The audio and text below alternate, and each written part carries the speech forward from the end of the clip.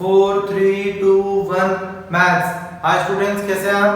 देखिए आज हम करेंगे क्वेश्चन जो कह रहा है कि find the local maxima and minima local of the following function. Function जो दे रखा है वो दे रखा है हमारे को fx sin x plus cos x in the limit 0 to π/2, यानी 0 से π/2 के बीच में ही हमारे को इसका पॉइंट ऑफ लोकल मैक्सिमा या मिनिमा निकालना है using the first derivative test.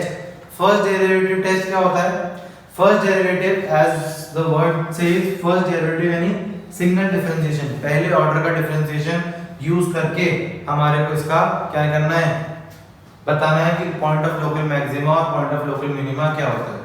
तो वही सेम चीज करेंगे स्टूडेंट्स जो हमने आपको बता रखी है कि अगर हमारे को कोई भी एक फंक्शन दे रखा है, क्या दे रखा है हमारे को, दे रखा है sin x plus cos x। तो सबसे पहले फर्स्ट स्टेप पे हम क्या कर देंगे, इनका डिफरेंशिएशन कर देंगे। तो अगर हम देखिए इसका डिफरेंशिएशन करेंगे तो f' क्या आ जाएगा, sin x का तो हो जाएगा cos x और cos x का हो जाएगा माइनस sin x। अब हम जानते हैं कि हमारे को f' को 0 पुट करके क्रिटिकल पॉइंट्स निकालने होते हैं। तो अगर हम f' को 0 पुट करके क्रिटिकल पॉइंट्स निकालेंगे तो देखिए क्या आ जाएगा, cos x minus sin x is equals to 0 और sin x उधर चल जाएगा तो आ जाएगा cos x is equals to sin x, so cos x नीचे चल जाएगा तो आ जाएगा sin x upon cos x। sin x upon cos x क्या होता है, sin x upon cos x होता है tan x, tan x is equals to 1। और हम जानते हैं, क्या जानते हैं, tan x 1 कब होता है, tan x 1 होता है 45 डिग्री यानी π/4 पे। तो यानी हमारे को ये पता चला कि इसका जो क्रिटिकल पॉइंट आ रहा है वो क्या आ रहा है π/4 पे क्रिटिकल पॉइंट मेरा अटेन हो रहा है। तो हम जानते हैं अब हमारे को क्या ड्रॉ करना पड़ेगा, अब हमारे को नंबर लाइन ड्रॉ करनी पड़ेगी। हमारे को जो लिमिट दे रखी है वो वहां से वहां तक, तो यानी 0 से π/2 क्योंकि हमारे को लिमिट दे रखी थी इसलिए हमने ये ड्रॉ करा।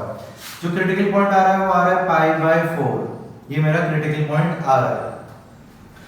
अब हमारा जो फंक्शन है, अब हमारा फंक्शन जो है डिफरेंशिएशन वाला वो कौन सा है, ये वाला। तो हम क्या करेंगे, कोई भी एक limit cos x minus sin x ये ले लेंगे। ये हमारा डिफरेंशिएशन था, जो हमारा डिफरेंशिएशन था वो ले लिया हमने। क्यों? क्योंकि हम जानते हैं कि हमारे डिफरेंशिएशन की लिमिट के साइंस के अकॉर्डिंग ही हमारे को ये चीज मार्क करनी पड़ेगी। तो लिमिट के डिफरेंशिएशन ये है हमारा, जो हमारा अब इसके अंदर हम कोई भी लिमिट जो हमारे को दे रखी है 0 से π/4, इसके अंदर कोई सी भी एक वैल्यू पुट करेंगे जिससे पता चलेगा कि साइन नेगेटिव होता है या पॉजिटिव होता है। π/4 का मतलब होता है 45। 45 से नीचे जनरली जो मेरे को साइन और कॉस की वैल्यू मालूम होती है वो होती है क्या, 30। तो मैं पुट कर लेता हूं, तो ये तो हो जाएगा मेरा एक तरीके से cos 30 और ये हो जाएगा एक तरीके से मेरा sin 30। आप चाहें तो π/6 भी लिख सकते हैं। cos 30 की वैल्यू हम जानते हैं क्या होता है, cos 30 की वैल्यू होती है मेरी √3/2 और sin 30 की वैल्यू होती है हाफ।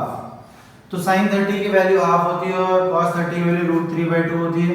तो मैं देख रहा हूं ये तो क्या बचेगा, ये बचेगा 0.73, क्योंकि √3 की वैल्यू 1.732 होती है, एलसीएम लेने के बाद 1 माइनस तो 0.73/2, यानी इसका मतलब ये पॉजिटिव वैल्यू बच रही है, यानी इसके अंदर ये बचेगी पॉजिटिव वैल्यू। अब अगर मैं आगे वाली लिमिट ले लूंगा, आगे वाली लिमिट में मैं 60 ले लेता हूं, तो वही cos 60 माइनस cos sin 30। अगर ऐसा पुट करूंगा तो cos 60 सॉरी sin भी 60 आएगा, cos 60 की वैल्यू क्या हो जाएगी, cos 60 की वैल्यू हम जानते हैं हाफ और sin 60 की वैल्यू हो जाएगी √3/2। तो अगर इसको सॉल्व करूंगा तो ये माइनस का 0.73/2 आ रहा है, तो इट मींस क्या आ रहा है, नेगेटिव। तो यानी ये वाला साइन क्या हो जाएगा, नेगेटिव। अगर आपको लगता है कि ये वाला एग्जांपल लेने से आपको समझ में नहीं आया तो इसका एक मेथड और है, मैं आपको समझा सकता हूं, वो है हमारा ग्राफ मेथड। ग्राफ मेथड कैसे करेंगे, हम जानते हैं अगर हम 0 से π/2 का ग्राफ बनाए, साइन और कॉस दोनों का, 0 से π/2 का अगर हम ग्राफ बनाए तो cos जो होता है वो तो ऊपर से बढ़ता हुआ चलता है और π/2 पे वैल्यू 0 अटेन कर लेता है। और वहीं पे जो साइन फंक्शन होता है ये मेरा cos फंक्शन हो जाएगा और वहीं पे जो साइन फंक्शन होता है वो कुछ इस तरीके से चलता है, ये बढ़ता हुआ चलता है, π/2 पे ये वैल्यू 1 अटेन कर लेगा। ये वाला जो पॉइंट ऑफ इंटरसेक्शन होता है ये π/4 होता है, हम जानते हैं π/4 पे दोनों की वैल्यूज क्या होती है, इक्वल।